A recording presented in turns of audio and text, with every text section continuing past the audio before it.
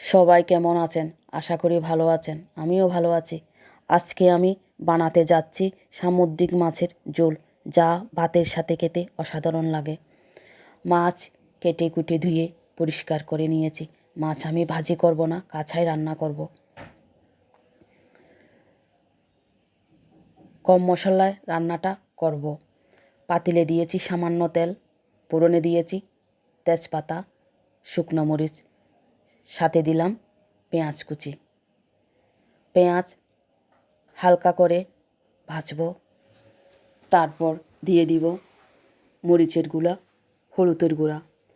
মরিচ আর হলুদ কষানোর জন্য দিব সামান্য জল।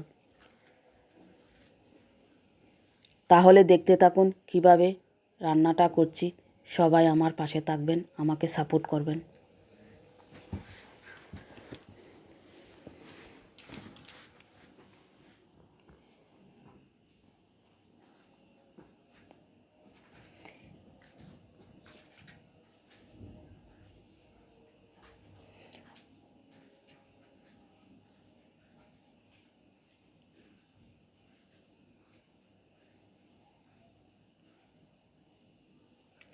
দিলাম সামান্য লবণ,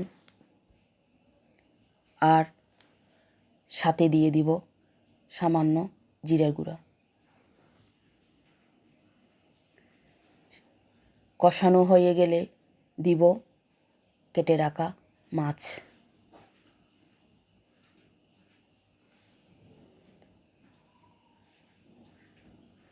এই মাছ খুবই নরম, রান্না করতে বেশিক্ষণ সময় লাগবে না। ভিডিওটি স্কিপ না করে শেষ পর্যন্ত আপনারা দেখবেন আর আমার পাশে থাকবেন। সাথে দিয়ে দিলাম সামান্য গরম জল। এই গরম জলে মাছটা আমি ভালো করে ফুটিয়ে নিব। আগেই বলেছি রান্নাটা করতে বেশিক্ষণ সময় লাগবে না।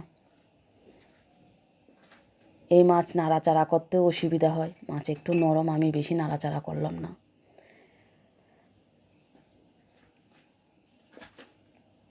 সাথে দিয়ে দিলাম কেটে রাখা টমেটো। এবার অল্প আঁচে আমি মাছটা রান্না করে নিচ্ছি।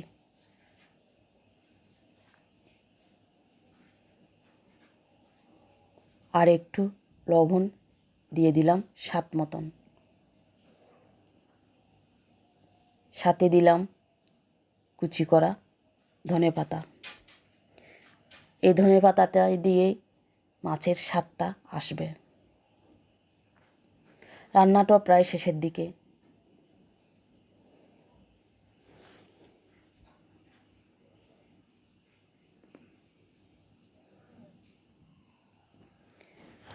গরম ভাতের সাথে পরিবেশন করুন, খেতে খুবই সুস্বাদু। সবাই ভালো থাকবেন, সুস্থ থাকবেন, সবার জন্য শুভকামনা রইল।